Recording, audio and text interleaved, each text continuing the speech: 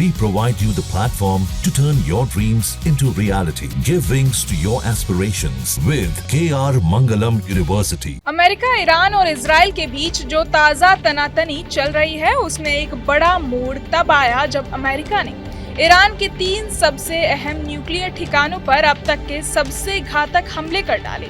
बताया गया कि इन हमलों में अमेरिका ने हाइपरसोनिक मिसाइल, बैलिस्टिक मिसाइल और GBU-37 जैसे बंकर बस्टर बम का इस्तेमाल किया, जिनका एक ही मकसद था, ईरान के न्यूक्लियर प्रोग्राम को तबाह करना। लेकिन पूरा मामला और उलझ गया तब अमेरिकी उपराष्ट्रपति ने एक न्यूज चैनल को दिए इंटरव्यू में कहा कि अमेरिका को 400 किलो संवर्धित यूरेनियम का कुछ अता पता नहीं चल रहा। अब ये वही 60% संवर्धित यूरेनियम है जिसे 90% तक शुद्ध करके सीधे बम बनाने लायक बनाया जा सकता है।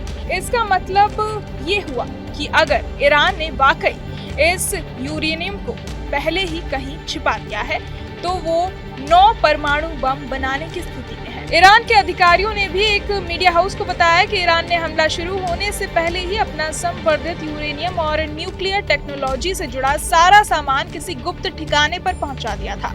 सैटेलाइट तस्वीरों में भी फोर्डो संयंत्र के बाहर भारी ट्रकों की हलचल दिखी थी। फोर्डो वही जगह है जो पहाड़ के अंदर बनी है और जहां तक पहुंचना बेहद मुश्किल माना जाता है। यही वजह थी कि अमेरिका को यहाँ B-2 स्पिरिट बॉम्बर से बंकर बस्टर बम गिराने पड़े। फिर भी हमले के बाद अमेरिका को वो संवर्धित यूरेनियम कहीं नहीं मिला। ईरान के अफसरों ने बाद में कहा कि उन्हें हमले की आशंका पहले ही हो गई थी, इसलिए उन्होंने सारे संवर्धित पदार्थ को पहले से ही दूसरी जगह भेज दिया था। IAEA के प्रमुख राफेल ग्रोसी ने भी माना कि ईरान ने उन्हें हमले वाले दिन बताया था कि वो अपनी न्यूक्लियर फैसिलिटीज की सुरक्षा के लिए जरूरी कदम उठा रहा है। यानी ईरान को किसी न किसी चैनल से पहले ही हमला होने की भनक मिल गई थी और वो पूरी तैयारी में था।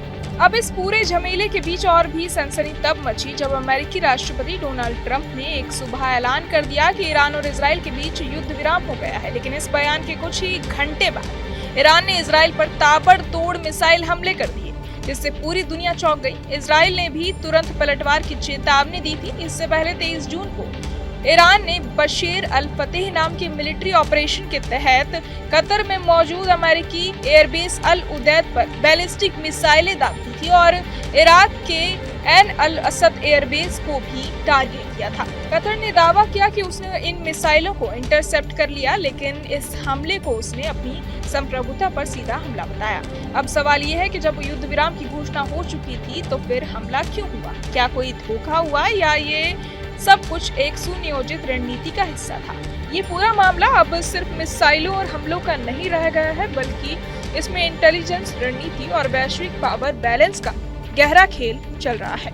बहरहाल इस पूरी खबर को सुनकर आप क्या कुछ सोचते हैं हमें कमेंट बॉक्स में जरूर बताएं और बाकी तमाम खबरों के लिए सब्सक्राइब करें न्यूज नेशन। जहां भक्ति है हर शब्द में, कथाओं में छुपे हैं दिव्य रहस्य और ज्योतिष देता है जीवन को दिशा। धर्म से जुड़ी हर बातों को जानने के लिए हमारे चैनल स्तुति को सब्सक्राइब करें। चैनल पर जाने के लिए इस लिंक पर क्लिक करें।